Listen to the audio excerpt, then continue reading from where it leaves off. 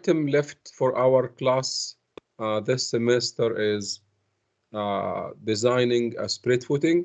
So in the last class, I introduced for you the foundation systems, and we know that there are kind of not only one system. There are shallow and deep. Deep, it means it's piles. There are so many kind of piles, and piles it's outside the scope of our course. And then for the shallow foundation, we have strip footing, which happens under the walls. We also have spread footing, which happens, or bad footing, which happen under the column.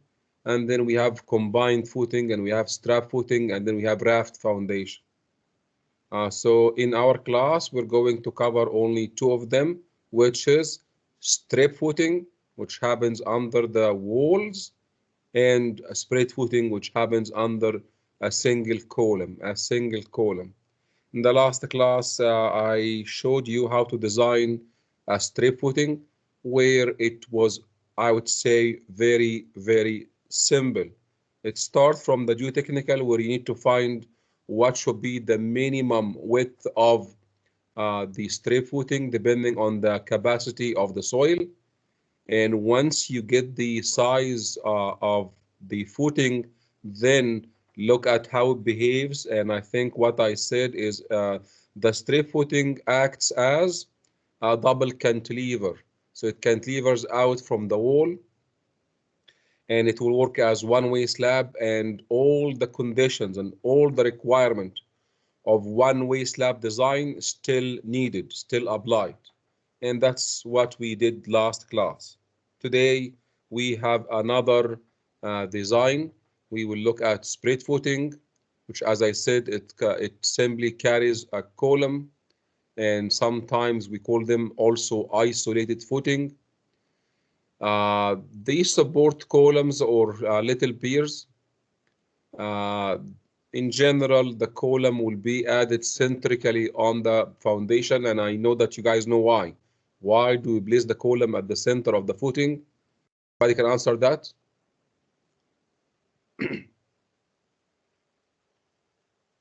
Okay, so if you don't know why, probably I need to talk to Brian, because if you place the column not at the center of the gravity of the footing, then what we get is we get one side like uneven stress on the soil, and that's not really a good idea. Our best is to make the stress uniform under the footing. So that's why we add the column at the center of the footing. In general, the spread footing can be square or can be rectangle, but I can tell you something, 99% we do it square unless there is a good reason that we have to do it rectangular. So let's agree on our class. We are going to look at designing a spread footing, and it's a square, and it has business with being like the column is a square or rectangle, but the shape of the footing is square. It means two dimensions of the footing are the same. And then finally, when we place a column on a plate, which is our footing, how does it behave? Does it still behave as one-way slab, same as the strip footing? Any help? So the strip footing, we have a continuous wall. So the continuous wall will make the strip footing acts as a cantilever from each side, and cantilevers are always one way. The question here is, we place a point load on kind of plate element, our spread footing, still does it work as one way or two ways? You will see in our class today, it will bend in two directions, and that's why it will act as two-way cantilever slab. You will see this shortly. Now, really, before we start, I need to show you what are the failure modes of the failure modes of spread footing. So the first mode of failure is something called one-way shear. And I know that this is the first time in our class you added this name, one-way shear. So what you learned in my class is I always say shear. But the surprise is it is one-way shear, and I will tell you what does it mean and if there is anything called a two-way shear. So anything you study in my class so far, it is called one-way shear. What you did for beams or one-way slab, it is called one-way shear. And simply what you have to do is at the distance dv as usual. You guys remember from the support, from the face of the support, we go distance dv, and this section here became the critical section for shear, and we want to make sure that it has enough capacity. Remember that we have no stirrups, so the remaining part of the concrete is going to take care of and resist the applied shear. Okay, just a few things to remind you, and that's not new. For concrete resistance in one-way shear, this equation here is not new. I'm going to zoom in so you can see this equation is not new. The shear strength is equal to phi sub c multiplied by lambda multiplied by the square root of f prime c. I know some of you will say, Tahir, wait, where is beta d sub v and multiplied by the width of the slab or the beam? Anybody can answer that?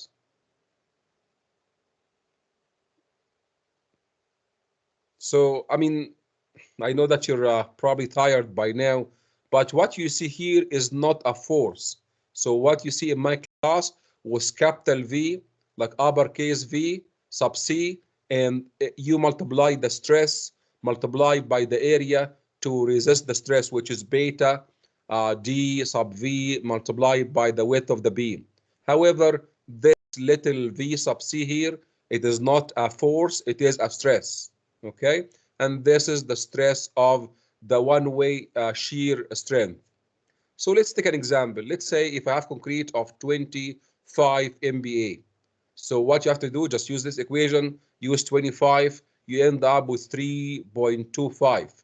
Remember, this number is in Newton per millimeter square, which is MPa. It means every millimeter square of the area that resists the one-way shear, it can take 3.25.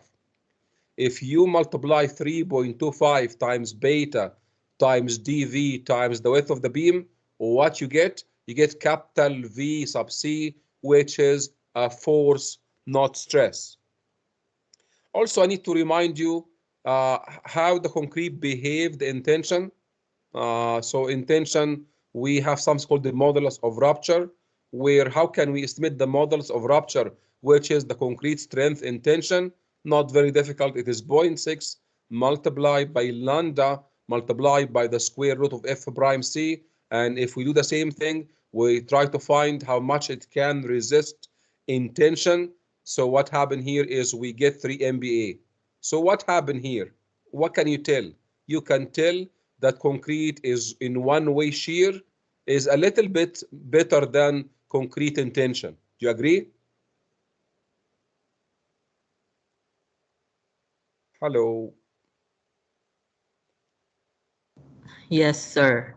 Okay. Now, so as I said, so this is something is going to happen to our footing, and we would like to make sure that my footing is strong enough and is not going to fail in one-way shear. Nothing new. Okay, so let's move on to the next one. So the next one, this is the only brand new thing that you have never seen in my course so far. Never seen it, which is something called the two-way shear, or better call it bunching shear. And when I taught you the slab, I showed you one picture of a building where the column just bunched through the slab, and so that's called the two-way shear. So how this happened? How did this happen?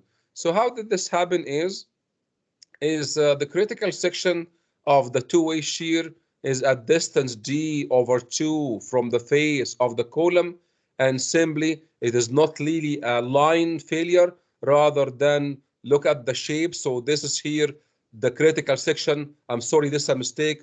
That's not one-way shear. Please cross this one out, and you can write here two-way shear. So in two-way shear, the failure will happen around a surface, and the surface is simply the perimeter of this dashed line. Okay, and remember, let me make it clear. This picture here, this is an elevation, while this picture here is a plan view. So if you add a column, one of the possibilities that this footing will fail is that the column will bunch through the footing in something called two-way shear. Where is the failure surface? The failure surface is simply the perimeter of this surface around your column. Remember, this, I'm going to color it here. So this guy here is your column. Probably I'll give it a color. So this guy in yellow, this is your column, and bunching shear, it means the column will simply, from the name, bunch through, and then the failure will happen around this surface here. So anyway, I'll come back to this several times. Now, what is the resistance of the concrete in two-way shear? So before we said, this is how much concrete can take in one-way shear. And remember, look at the one way. I want you guys to understand the difference between one way and two way, and why do we call them one way and two way. So in one way, this is the failure surface. In two way, see what happens. The failure will happen around this surface here. And hopefully you know why it's called two way, and this one is called one way shear, which is the same as one way slab or even beams. Okay, now, how can we find the resistance or the strength of the concrete in two-way shear? Things here will get a little bit more complicated, and please, I want to make it clear. Please don't get distracted by the equation. Don't be scared. Don't be scared. I know it, but at all, I'm going to explain slowly what does it mean. And instead of us here, the code gives us one equation to find the one-way shear resistance as a stress. Instead here, the code is providing three different equations. And at the end, what you have to do is you need to estimate the three of them, and then finally find the minimum, and this will be the V sub C. Remember, V small sub c or lowercase v sub c, this means this is a stress, not a force, only a stress. It means will be in MPa or Newton per millimeter square. Okay, now to discuss further, I want you now to pay attention. You can take a look right now on what is in the equation. What are the components? Okay, I'm going to go one by one, and there are some stuff that you already know and some other stuff that you don't know, which will explain for you. Okay, let's go ahead. Now, what is the 0.38? It is just a constant. Okay, just like in tension, this number is 0.6. Huh? So look at the F sub r, which is modulus of rupture. It is 0.6, so constant. Now, anybody remembers what is phi sub c and how much? 0.65. Thank you so much. How about lambda? 1. Thank you. Anybody by now doesn't know what is F prime C? I don't think so. Everybody knows that F prime C is concrete compressive strength. It means how much this concrete can carry in compression. Okay, now next. The second equation, it is 1 constant plus 2 constant divided by something called beta C. And please, beta C here, it is not the beta that we used in shear. If you guys remember, which was 0.21 or 0.18 or 1,000 plus D sub V, this is called beta 1. In this discussion here, that's not beta 1, that is something called beta C, and I know that none of you knows what is beta sub C. So let's leave it. I'll come back to it later on. Now, 0.19 is constant, and then everything else is the same as the previous equation, 0.65, 1, and then finally F prime C. Now, let's look at the third and the last equation.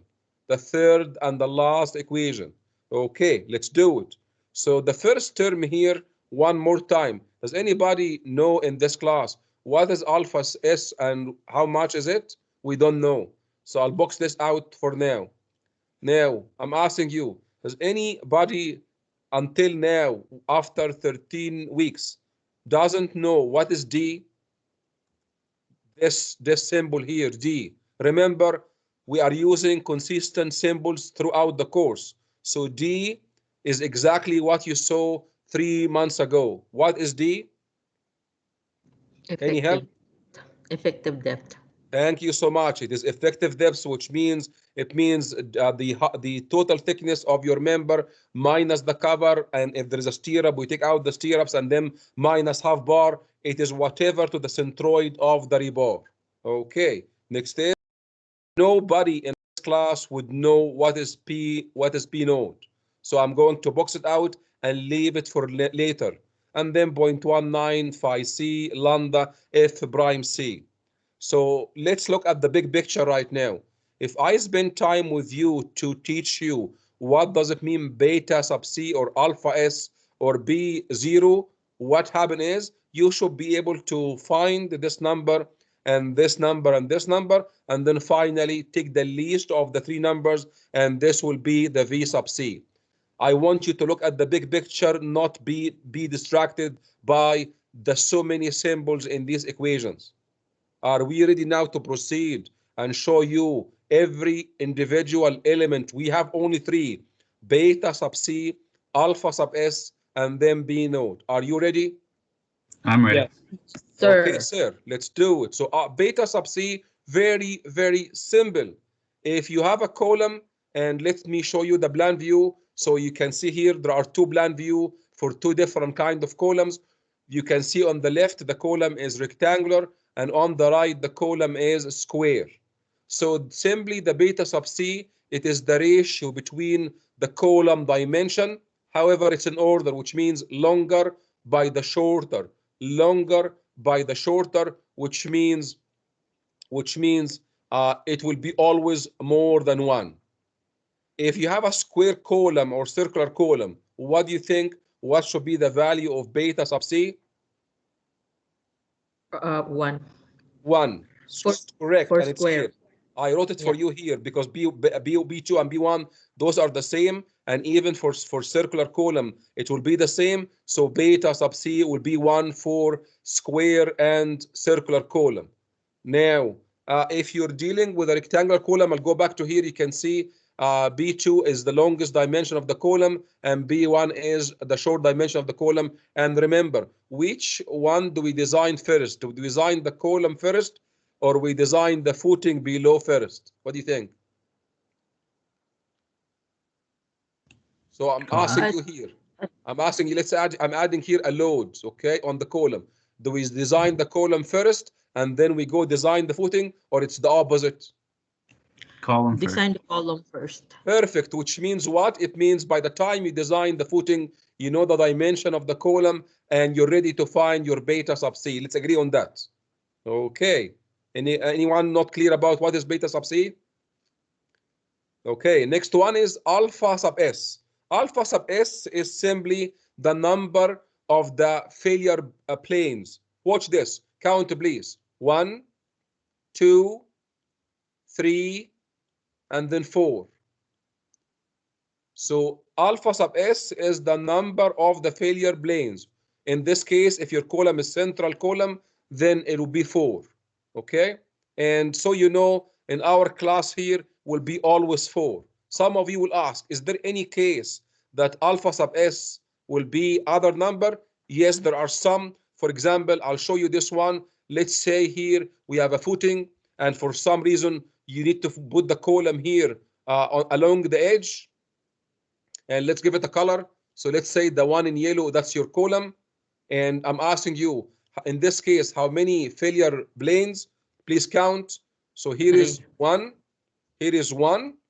Again, we always go distance d over 2 from the face of the column in every direction. So what happens is you will get 3, exactly 3. So if you have an edge column, this will be 3. If you have a corner column, this will be 2. However, let me tell you that in our class here, we're designing a footing, and I said always the column will be at the center to avoid uneven stress below. And finally, in our class, please box the 4, and this will be always 4 in our class. So in our class, always the alpha S will be 4. Now, let's go to the last and then final element in two-way shear. Something called B node, and B node, here is B node. B node is the perimeter of the failure surface. The perimeter of the failure surface. So please, it's very simple. It is the sum of this length plus this one plus. Also, if you have a square column, it will be this guy, this length plus this length plus.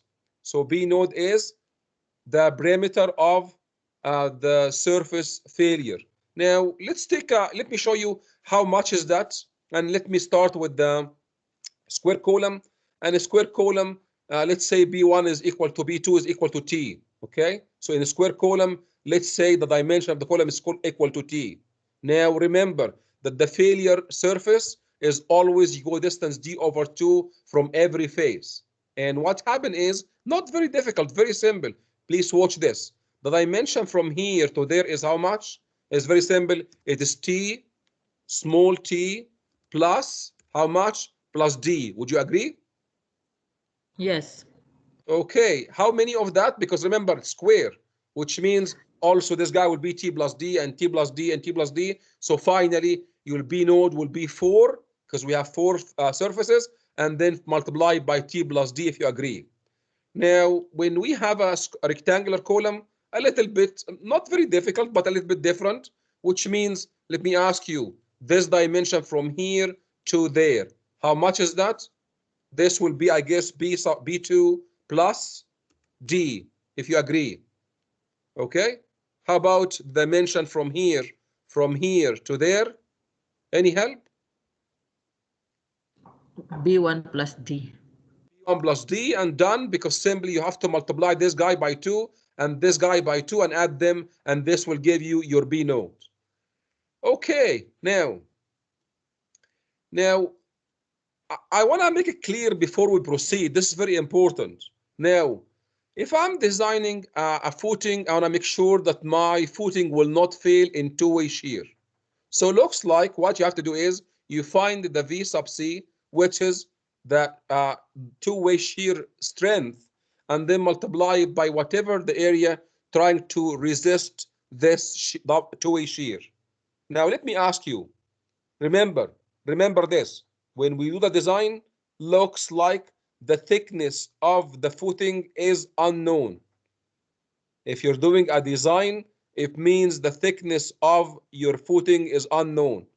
Let me ask you, if the thickness of the footing is unknown, which of these equations we can do, we can calculate, and which no, we cannot? Not very difficult question, by the way. I'm asking you if we're doing this. Let me say it again, please.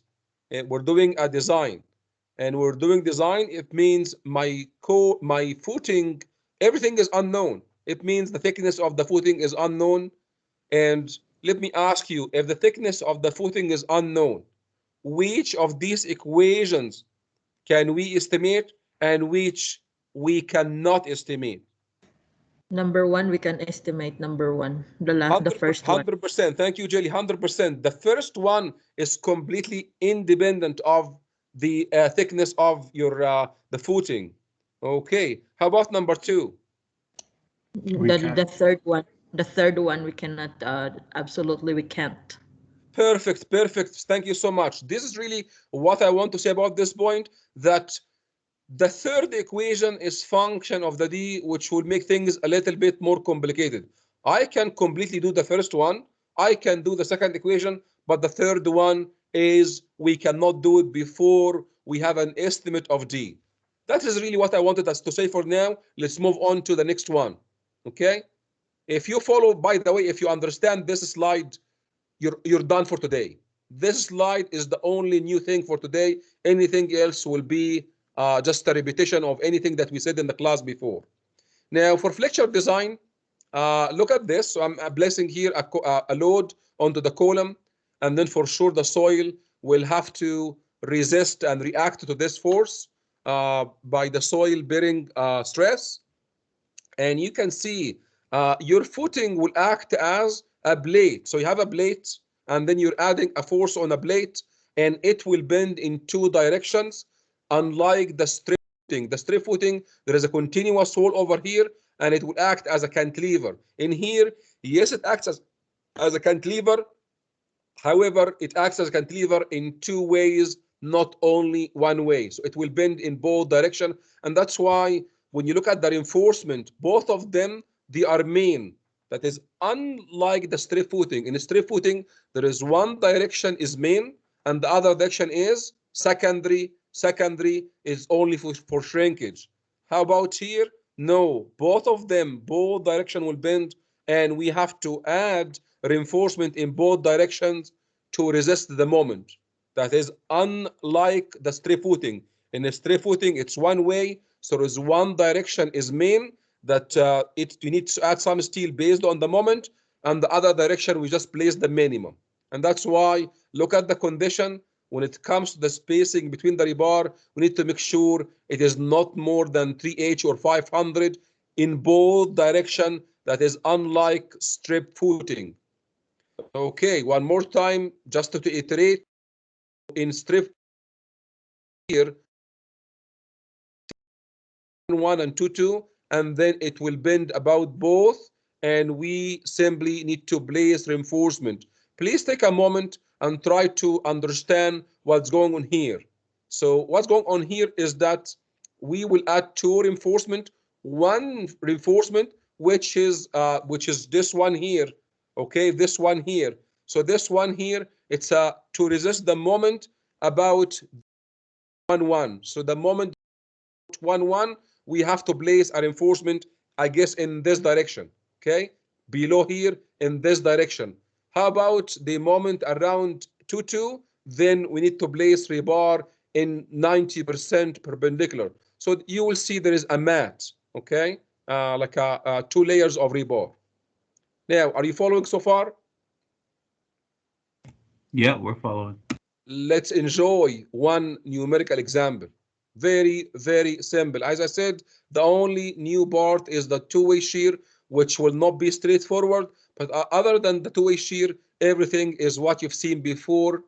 Let's see. So we're trying here to design a square footing where the loads are given. So the load is 1,000 for dead load, 1,000 for live load. The column is a square with a 500 by 500 millimeter. The soil capacity is 250 mil. And remember, because this will make a difference. Do you read the name here? This is Q allowable. So the given to me from the geotechnical is not ultimate, not Q ultimate or Q factor. It is Q allowable. Okay, and I will show you how this plays on our solution. Now, next is our concrete is 25 MPa, 25 MPa, and then the rebar is 400 as usual, and those are constant that by now everyone should remember those numbers by heart. 65% for concrete and 85% for steel. Now, first step is what? Is need to size our footing. We need to see our footing if it's 1 meter by 1 meter, 2 by 2, 3 by 3, and so on and so forth. So it's not very difficult. Here, if you want to find the size of your footing, look at this, please. Since the given to me is Q allowable, then I need to prepare my working load. And simply working load, it means it's unfactored. Let me remind you, if the given to you is Q factored, then you need to use P factor to find the area. Are you following? If it's given to you the Q allowable, you must use the working load. If you are given the Q factored, then use PF, which is factored load. It means I multiply by 1.25 and 1.5. Let's see. So here, since this is given to me, the Q allowable, then I'm not going to factor my load. I'm going to use dead load plus live load, and I got here 8 meters square. So I need my footing to be at least, the contact area should be at least 8 meters square. Now, if you want to find, that's the area. So if you want to find the dimensions of your footing, it's very simple. You know, for a square, you need to take the square root of 8, and this will give you 2.83 meter. So I told you yesterday, I think yesterday we said number here is not really nice. We never build a footing that is 2.83 by 2.83. It's not going to happen. That's not very nice. So we need to make a rounding. We typically round to the nearest 100 millimeter up. But I would say, I know it's 2.9, but I would say 3 by 3 is a nice, huh? 3 by 3 is a nice. I know the rule. I said the rule already, like next nearest to like 100, which means 2.9 by 2.9. But if you have some experience, did you ever see a footing that's 2.9 by 2.9? No. Okay, so I will make it here simple. Let's make it 3 by 3. So that's the footing. Okay, listen. The next part is we need to find what is the soil reaction, because we remember at this point here, done. Geotechnical is done. So this is the end of geotechnical. We already size our footing. Okay. Now, why are we coming back and we estimate Q factor? Does anybody remember why do we estimate Q factor right now? We needed to design our footings. Thank you so much. Because from this point on, so this here is geotechnical and this here is structural. So structural, no matter what was given to us from geotechnical, we will always design an ultimate limit state, And because we're designing everything in ultimate limit state, everything has to be factored. You can see here, I have my B factored, and I'm going to get here my Q factor, which is my soil reaction. The only thing I need to remind you is we'll have to use here our actual area, not 2.83 times 2.83. I'm going to end up putting here my actual area of my footing, 3 by 3. Here we go. Now my soil reaction will be 305.5. Okay, now let's go ahead and do our checks. So as I said, if you guys remember those 3 pages, like here is one. So that's one page, which is about one-way shear. Page number 2, which is bunching shear, and page number 3, which is flexure. I'm asking you, when we say I'm going to design my footing, what do you think? Should I make my footing strong only in one-way shear and I don't care about two-way shear and flexure? Or should I make it strong in one-way shear and two-way shear and forget about flexure?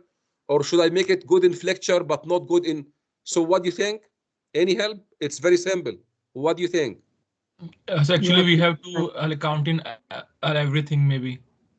Everything. We have to make sure that number 1, my footing it can take the one-way shear and safe. Number 2, we need to make sure that my footing can take the two-way shear and safe. And number 3, I need to provide enough steel in my concrete footing to make it safe in bending. So you have to make sure that your footing is safe in 3 of them. 3 of them. Okay. Now, I know this is gonna be like, kind of mind-blowing. So where should I start? Should I just assume any thickness and then go find the area of steel like the rebar, like M divided by B times D squared, find the K, and then rho, and then all of that business? And then after I do that and find the area of steel and I do all the checks, then I do the one-way shear and make sure it's safe, and then finally do the two-way shear. Let me ask you, what if I found already my rebar, okay? And then when I went to one-way shear, it was safe. And then I went to two-way shear, it is unsafe. What should I do? What do you think? Should I say, you know what? We're going to build it this way and we don't have to worry about two-way shear? Just change your height. Exactly. So we have to change our height. So here is the best way to do it. Because you can see there are so many things you have to do, and all of them, they must be safe. So here is how you need to do it. Number one, you need to start with the two-way shear. And it's not a secret, I'm gonna show you why do we have to start with the two-way shear. Here is the answer, okay? And anybody has a guess why should I start with the two-way shear? Anybody can have a good guess? Because if your H will pass, if your dimension will pass a two-way shear, then it will also good in one-way shear. Okay, can you give me more details, because that is along the right way, but it's not the right answer. It's not the perfect answer for me. Okay. Okay, I'm gonna save the time because we need to finish today probably early and give you some break. The weakest performance of the concrete is in two-way shear. Concrete is the worst in two-way shear. Okay, so let me prove it by number. Okay, so it's not a secret, huh? Let me prove it by number. So let me go here. Can anybody help me and find for me for the same 25 MB concrete, same 25 MBA, what will be the value of the first equation and the second equation? Actually, it's here on my slide without wasting any time. On my slide here is the answer. So I did the same thing. I went and I used this equation. I got here from the first equation 1.24, and I got from the second equation, I got 1.85. And you guys know that without knowing the depth of your footing, then you cannot estimate the third one. Now, you know that at the end of the day, you should take the minimum of the three. Okay, so let's forget about number three. Now, let me ask you, based on 1 and 2, what is the concrete resistance in two-way shear? Any help? 1.24. Exactly. Now, let's go and just go back a little bit and see how did the same concrete perform it in tension and in one-way shear. We have those numbers on our slide. It's over there. So how much the same concrete can take in one-way shear? 3.25. How much it can do in tension? Only 3. So one more time. When it comes to concrete and it works in compression or tension or one-way shear or two-way shear, what is the worst performance of concrete of the same grade? Let's agree. Huh? Can I get the answer? Can I get the answer? Concrete performance in compression, in tension, in one-way shear, in two-way shear. What is the worst? In compression or tension? In tension, because you said concrete is very good in compression. No, but that's not what I said. I am not really comparing between compression and tension. I'm also involved with one-way shear and two-way shear. Okay. Two-way shear. Two-way shear. Look at the numbers. Concrete in compression 25, in tension 3, in one-way shear 3.25, in two-way shear is 1.24. It means concrete has the worst performance in two-way shear.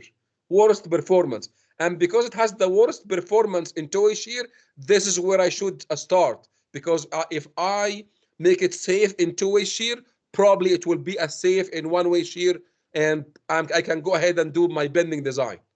Does it make sense?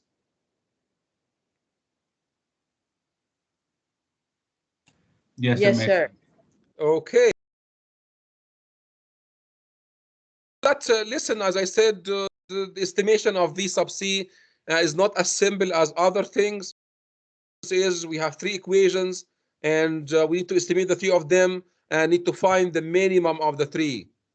And I also convince you that the third one is function of the D. And at now, we do not have the D, which means cannot be estimated for now. I make it clear, and I said for now. It means later on, when I know the D, I can come back and check this one. Is that clear? Now. So looks like I can say for now that the V sub C, which is the shear strength in two-way shear, is equal to 1.24 MBA, if you agree. Now, how can I make my footing safe in two-way shear? Not very difficult. If you want to make your footing safe in two-way shear, same as we've done from day number 1 our class. We have to make sure that the capacity is more than the applied load. The capacity is more than the applied load. And you can see here, when it comes to two-way shear, I need to make sure that the VR, which is the capacity of two-way shear, more than the force trying to shear my surface or failure surface. Okay, I think this is not new. That's what we have been trying to do from day number one our class here. Always, whether MR is more than VR or VF more than VR is more than VF, or maybe BR is more than BF, everything, the capacity need to be equal or more than the applied force. Now, let me ask you here, what is V sub R? Do we have stirrups? Do we have stirrups? Yes, No, we we have don't. stirrups. No, we don't have stirrups. So then, which means simply this will be V sub R will be V sub C. There is no stirrups. And then finally, the force, remember, look at this. This is the first time you see the force and the stress on the same slide. So this is a force and this is a stress. Force, stress. So the force is equal to stress multiplied by the area subjected to the stress. Now, what is the area that is trying to resist the two-way shear? The answer is here. Okay, the answer is here. What is the area trying to resist the two-way shear? Is by simply you take the perimeter of the failure surface, and remember this goes distance d perpendicular to my screen. Okay, remember what you see is a plan view. So the failure surface, this is only a line, but then you go into the page, into the screen by distance d. I know it's distance h, but again, when we say d, it makes our mathematics way easier. It's supposed to be this perimeter over here multiplied by the h. Looks like the h is here, huh? Looks like this, huh? I'm gonna draw this for you. So we have here our h. Okay, that's the h, and also here we have this h, and this goes all around the column. So we have B node going around the column, and then we have to multiply by the h. Mathematically, we replace the h by the d because it will make our life easier in math. Okay, and it doesn't make much difference. Okay, so anyway, so let's go back to here, and you can see force is equal to stress multiplied by the perimeter, which is B node, multiplied by h. But again, for math, let's make it simple. Let's say for now h is equal to d. I know there is a little bit of difference, but mathematically is not much. Now, what we have to do next is we simply have to replace the B node by the equivalence of B node to the d. In a square column, you guys remember that it is equal to 4 multiplied by t plus d. Do you remember that? Yes, sir. Yes. So I'm gonna box it out for you. So this whole term here is what? What do you think? What this term is? That's your perimeter. That's the perimeter. That's the B node. And then I don't forget the d. So this here. Now the only thing that's the VR. And the only thing I'm going to do is I'm going to work in metric. Remember, what are the units of the 1.24? Unit, no, MPa. That's a stress. It means MPa, which is Newton per millimeter square. And this is the thickness of your column. That's in millimeter, which means everything here is Newton millimeter. Would you agree? Agree. Okay. Yes, so sir. What I will do right now is I will simply move from Newton millimeter into kilonewton meter. Oh, by the way, it's not a must. You can work, everything is in Newton millimeter or everything in kilonewton meter. The problem is you mix up the units. I chose here, Tahir chose to work in kilonewton meter. And look at this. So what I did is I simply changed the 500 mil from a millimeter into meter, and also I went from MPa to kPa. And you guys know MPa to kPa, I need to multiply by 1,000. Are you following so far? Yes, sir. Okay. And remember, the whole discussion, to be honest, is pure mathematical discussion. We will solve some equation together to find what should be the D to make my footing safe in two-way shear.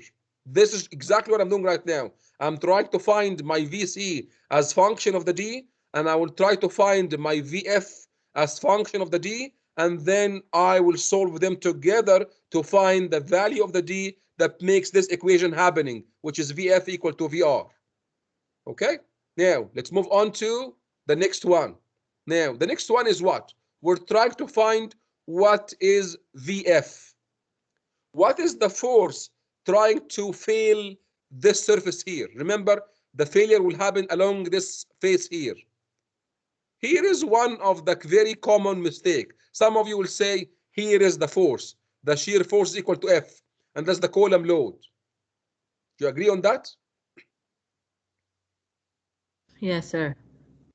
I know some of you will think this way, will say the force trying to fail the surface on this perimeter here is F, while it is not true, and I will convince you why.